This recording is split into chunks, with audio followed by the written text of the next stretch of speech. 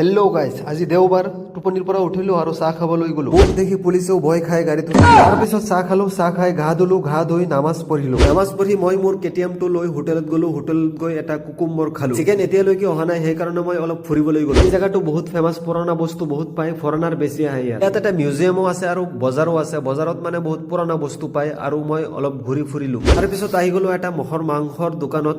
100 টকাৰ মাংস দিবলৈ কৈছো।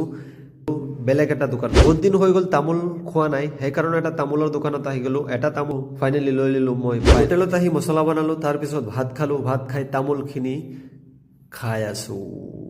ৱাও, অলপ জমনি কৰিলো। আজিও মানে বহুত কাষ্টমাৰ জল্দি জল্দি খতম হৈ গ'ল। শৰ্মা আৰু আলফাম বাকী আছে। আলফামটো খতম হ'লেই পিছত ভাত খালো চিকেন নাগেজ দি। তাৰপিছত আহি গলো ৰুমত। ৰুমটো চাওক, আমাৰ ল'ৰাবিলাকৰ ৰুম, আৰু শুই গলো। Tata bye bye.